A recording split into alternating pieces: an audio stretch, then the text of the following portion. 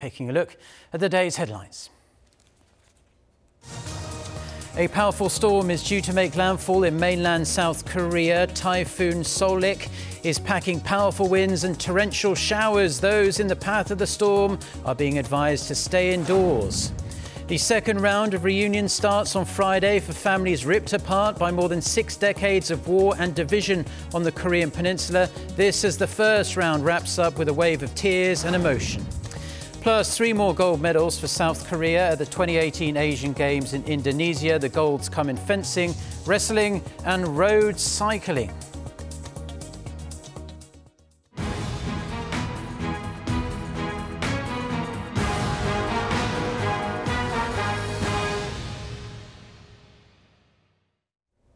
Only one place to start this morning, and that's Typhoon Soulik. It's well over 300 kilometres in radius, and within it, wind speeds are clocking in at well over 140 kilometres an hour. So this really is a beast of a storm for this part of the world, and it's set for a direct hit on us here in South Korea. Our Che Xiang is in Mokpo. That is one of the cities that's in the typhoon's path. Xiang, we've been connecting with you all morning, and it's clear that the wind and rain is getting more and more intense down there. Well, that's right, Mark. It's as you can see, it's really windy and it's raining really hard. And local residents say they have tied their boats to the dock to prepare for the incoming typhoon. And on Wednesday, 2 tourists on Jeju Island, a man and a woman, were swept away by a storm surge caused by typhoon's winds. The man managed to swim back safely, but the woman is still unaccounted for. On the same day, according to the Jeju unit of the Korea Electric Power Corporation, the power went out in more than 1,500 households. Traffic lights on the island also stopped working, causing traffic chaos. Some seawalls have also been damaged due to being slammed by high waves. Right now, a typhoon advisory is in place for most of Jeollanam-do province and Jeollabuk-do province. All ferries out of Jeollanam-do province are suspended, and every school in the region from kindergarten to high school, roughly 1,400 schools, are closed for the day due to the typhoon. The weather agency expects up to 250 millimeters of rainfall in Jeollanam-do province until Friday. The typhoon is expected to hit Chungcheongnam-do province at midnight. The storm is forecast to reach Seoul by Friday. We will keep you posted throughout the day. Back to you, Mark. Well, thank you very much for that report, Xiang. Now, Typhoon Soulik is forecast to move up the western side of the country, and it's going to hit the capital, Seoul, although it probably will lose a bit of its intensity by then. For more, let's go straight to our Lee Ji-hyun, who has the details for us at the Weather Centre. She's been with us all morning. So, Ji-hyun, fill us in. Hello again, Mark. Well, Jeju Island is currently seeing torrential showers and has been since Wednesday afternoon. And Jeju's Hallasan mountain has received the heaviest showers so far, with more than 600 millimeters. And the strong gusty winds is an issue as well.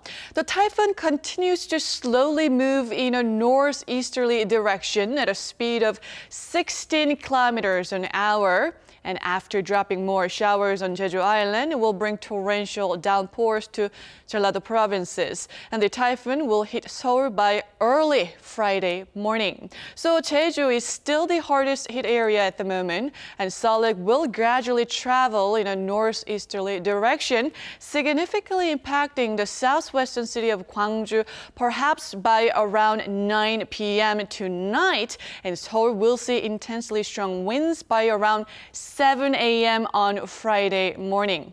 And as of right now, typhoon alerts are in place for Jeju and Korea's southern regions, but they will expand to central regions as the day goes on. So brace yourself for damaging wind and intense showers. Jeju could possibly see 300 millimeters of more rainfall, while the Jeollado regions could see up to 400 millimeters. And Seoul will start to see showers in the afternoon. Temperatures for today will go down a few notches compared to yesterday, with highs ranging from 28 to 32 degrees Celsius. That's all for now. Stay safe, and back to Mark in the studio. Thank you, Jihyun, for that update there. Now, South Korea's safety ministry has provided details of how to get prepared ahead of and during Typhoon Soulik. Our Yoon Jung-min has this report. Forecasters say the storm will be as strong as Typhoon Kompasu, which caused 5 deaths in 2010. Soulik is expected to put many lives and property in peril as it passes over the country, so the Ministry of the Interior and Safety and the Korea Meteorological Administration are each running a disaster safety website and a national typhoon center. They are providing guidelines on how to prepare. In case of torrential rain, the websites advise families to decide ahead of time on a place to meet if they lose each other. Also, it recommends that residents stock up on things like medication, drinking water, and emergency food supplies. Motorists should fill up with gas and people should make sure outdoor drainage is clear of debris so that it doesn't flood. When the storm makes landfall, residents are advised to lock the doors and windows for safety. They should refrain from using electric appliances and shut off the power. Drivers should slow down and avoid driving across flooded roads. The ministry warns everyone to avoid places outdoors where there could be flash flooding, landslides, or beaches where the waves could surge far onto the shore. Yoon Jung-min, Arirang News. Now, as you would expect, the South Korean government is keeping an especially close eye on this typhoon as it steadily makes its way north.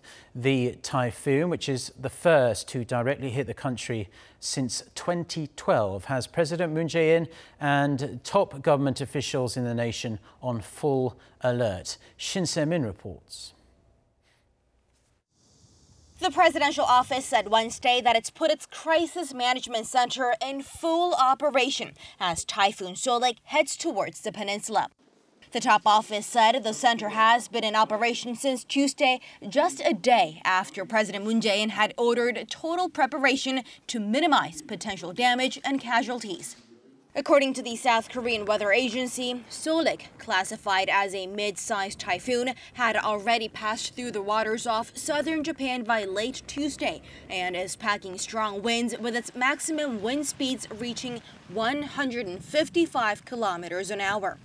And the crisis management team, led by the presidential security advisor and the head of the National Security Office, Chung Eui-yong, is keeping the president in the loop in real time on the progress of the typhoon and countermeasures. President Moon even called off a meeting Wednesday with the heads of 17 local government chiefs as he wanted them to stay put and make sure their regions are totally ready. And Prime Minister Lee Nak-yeon is doing the same, getting members of the government to take all necessary precautions by checking on facilities like farms and fisheries. He's put all government officials on high alert until the typhoon has completely passed by the peninsula and told them to focus their efforts on preventing casualties. And with the storm looking like it's going to sweep all the way from the southern part of the peninsula to North Korea's Mount Kumgang, where the inter-Korean family reunions are being held this week, the presidential office says it's also looking over some of the safety measures there. Shin Se-min, Arirang News. Now, we're going to get an expert's take on Typhoon Soulik. We are happy to be joined on the phone by Dr. Kang Sok-gu, who is a research scientist at the Korea Institute of Ocean Science and Technology. Dr. Kang, first off, could you tell us what the forecast for Typhoon Soulik is right now?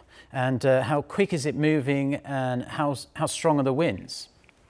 Okay, according to the forecasting available this morning by many national institutes, including KMA Korea and JTWC of USA and JMA of Japan, it will pass through through Mokpo, through Gwangju to Gangneung, or from Seosan to northern Gangneung, so with this propagating speed of 16 km per hour. And the wind is predicted with the speed of 30 to 40 meters per second during propagation over sea before landing, while the wind speed is said to be reduced to be 15 to 25 meters per second during passage of Korean Peninsula. Okay, well, what you're saying is perhaps the wind could be more dangerous than the rain in this particular case. But this typhoon, like I mentioned earlier in the broadcast, is going to be the first in 6 years to directly hit us here in South Korea. Given that it's classified as a Category 1 typhoon, I believe, are you expecting this to be a very dangerous storm in terms of the potential for loss of life and devastating damage to property and infrastructure? Yes, first, as reported, Typhoon Soulik is said to be wind dominant rather than rainfall dominant. So according to the forecasting available this morning by National Institute, as I mentioned, it is likely that typhoon will be dangerous, only considering that it's passing through the southern Korean peninsula, covering almost whole of the South Korea, since it passed through southwestern corner to the northeastern corner. I mean that from Seosan or to Gunsan or Mokpo to Gangneung area. Okay, well, with these kind of storms, whether it be typhoons or hurricanes, it is often quite difficult to predict what they end up doing. Up until now, has this typhoon system been doing what you thought it would do in terms of its track and also its speed? Yes, it looks that the track shows some quite extraordinary course until now. For example, in forecasting on August 18 or 19, it was expected that the passing through the Korea Strait between Korean Peninsula and Japan, but it's finally entering some East Sea. But its track is forecasted to be from east to westward toward northward, finally expecting to land between Seosan and Mokpo. So from the typhoon track point of view, it was very difficult for major agents to predict accurately. So also its propagation speed is much slower than speed by initial forecasting. So it's like that quite some difficult typhoon for the forecasters. Yeah. Okay, so the system itself is moving at quite a slow speed, but of course the winds within it are moving very, very quickly. Finally, which of Korea's major cities are expected to bear the brunt of most of the typhoon's force? You've mentioned Mokpo and some other places, but are a great many of Korea's urban areas in danger? And as a sub-question to that, could it cause a lot of damage to Seoul, a huge city, of course, with well over 20 million people living in it, despite the fact that we're relatively far north? Yes, as I mentioned, Typhoon Soulik is expected to pass through some western corner to the northeastern corner of South Korea. So the major cities located on the right-hand side. So I mean that in the southeastern area of the Korean Peninsula will be affected. So I mean that Gwangju, Daejeon, Gangneung, also some Daegu or Busan, something like that. So I think that also in case of the Seoul case it can be some much less affected than initially expected, because this typhoon is expected landing some rather than some north than some southwestern corner. Yeah, so the land really, the friction with it rubbing against the land tends to slow down the typhoon, so perhaps Seoul will avoid the worst of it. But we do hope that everyone in South Korea stays safe, especially those cities that are going to be the hardest hit, cities like Mokpo and Gwangju. Well, thank you very much for your insights this morning, Doctor. We do appreciate you coming on. That was Dr. Kang Sok-gu, who is a research scientist at the Korea Institute of Ocean Science and Technology on Typhoon Soulik. Thanks so much. Yeah.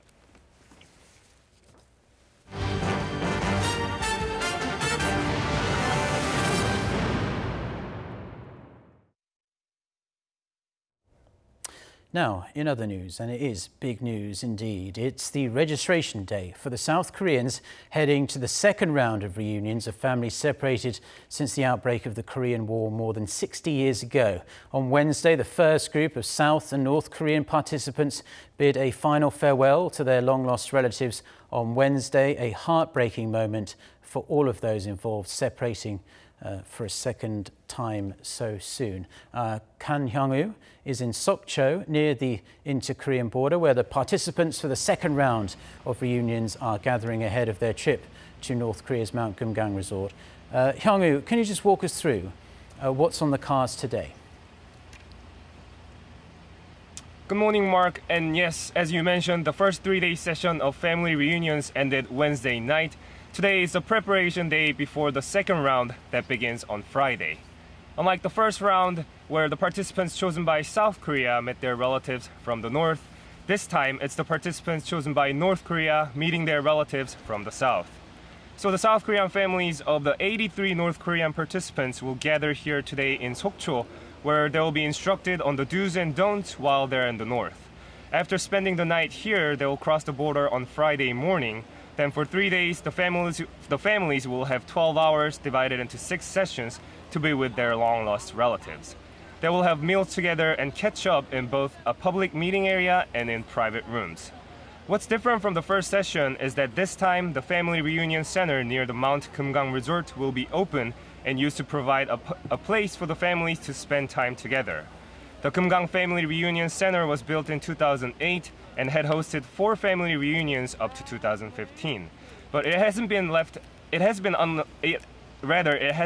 untouched for the last 3 years, so there have been renovation efforts to get the place ready for this year's reunion. The participating families are expected to gather here for the registration this afternoon, and I'll be here throughout the day to keep you updated. Back to you, Mark.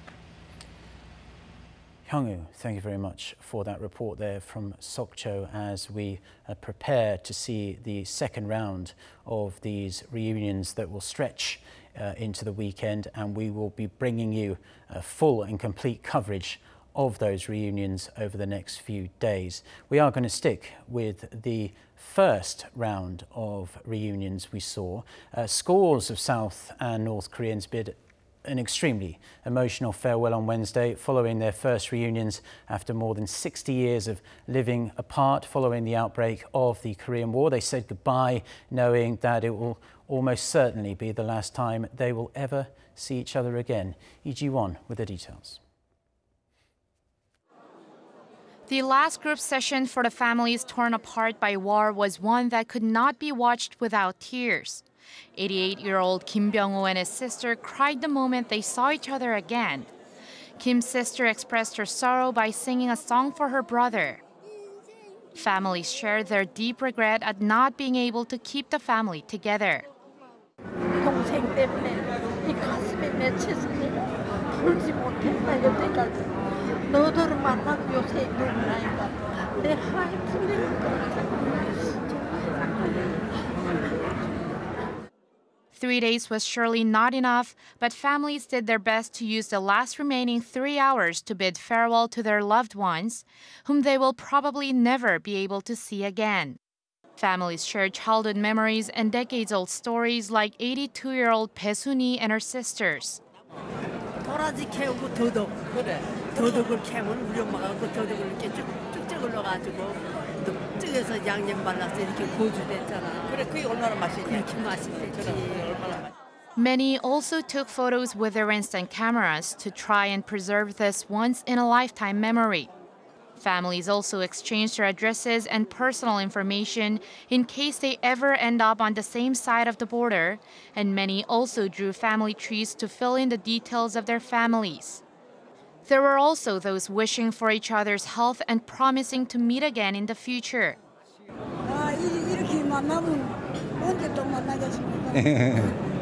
한 20년 더 살아야 돈이 된다면 만나겠는데. But when it was finally time to go, it was impossible to hold back the tears. And like that, the nearly 200 South Koreans got on the bus back home after 12 unforgettable hours with their sons, daughters, brothers, and sisters of the North. Lee Ji-won, Arirang News. Now, US President Donald Trump says he wants to lift sanctions on North Korea, but that will only happen after the regime gets rid of its nuclear weapons. Speaking to his supporters at a rally in West Virginia, Trump said there are massive sanctions on the North and that he wants to take them off quickly, but stressed that Pyongyang must get rid of its nuclear weapons. The president was making the speech a matter of hours after the US Treasury Department announced new sanctions targeting North Korea's illicit trade.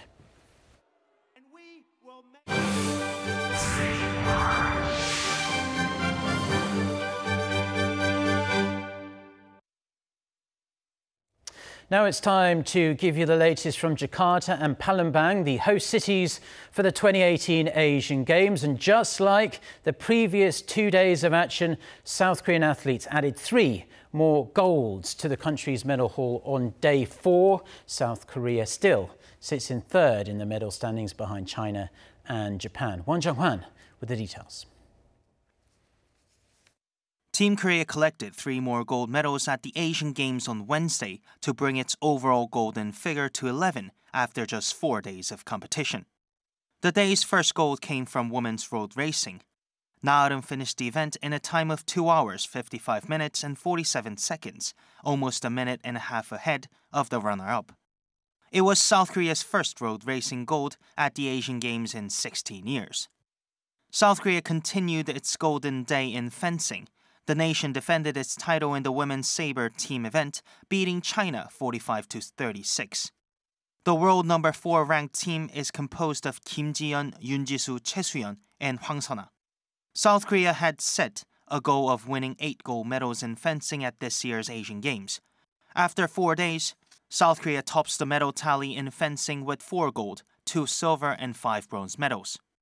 The day's final gold for Team Korea was won on the wrestling mat. Greco-Roman wrestler Cho Yo-chul beat Xiao Di of China by a point in the men's 97-kilogram final. Sporting a large bandage on his forehead due to a cut he suffered in the quarterfinals, the 31-year-old took a 1-0 lead through a penalty point, but gave up 4 points in a row. Down 4-1 with about 2 minutes remaining, Cho scored 4 quick points and took the gold. Cho, who has been a virtual unknown until now, said knowing this will be his last Asian Games, he wanted to make his 3-year-old daughter proud of him. Meanwhile, in West Java, west of Jakarta, South Korea won 2 medals in paragliding, which is making its Asian Games debut. In the team accuracy event, where athletes are awarded points based on their proximity to the designated landing spot, the men's team won silver and the women's team picked up bronze. South Korea, which is aiming for a 2nd-place finish for the 6th consecutive Asian Games, needs to narrow the gap with Japan, which has 9 more gold medals than Team Korea. Won Jung-hwan, Arirang News.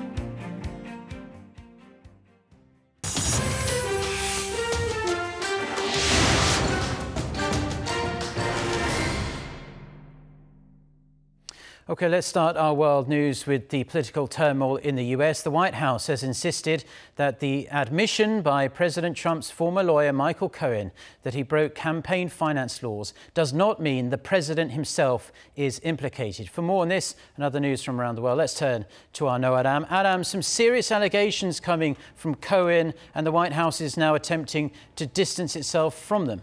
That's right, Mark. On Tuesday, if you remember, Cohen pleaded guilty to violating finance laws during Trump's 2016 presidential campaign by paying hush money to 2 of the president's alleged mistresses. Cohen added he was instructed by Trump to commit those crimes. This is significant because the admission has come from someone who was known to be Trump's so-called fix-it lawyer for more than a decade.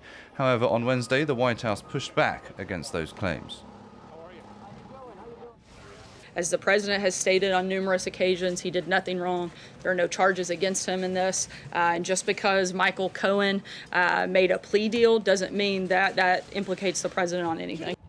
Sanders, however, declined to answer questions on when Trump knew about the payments to Stormy Daniels and Karen McDougal. President Trump lashed out at his former lawyer on Wednesday, accusing him of making up stories in order to get a deal from federal prosecutors. Cohen's guilty plea came at almost the same time that Trump's ex-campaign chairman, Paul Manafort, was convicted of separate financial crimes.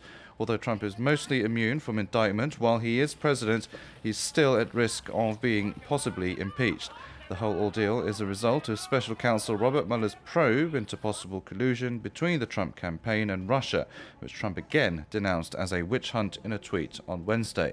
Cohen's lawyer, meanwhile, has said his client is ready to tell everything he knows about Trump to help Mueller's investigation.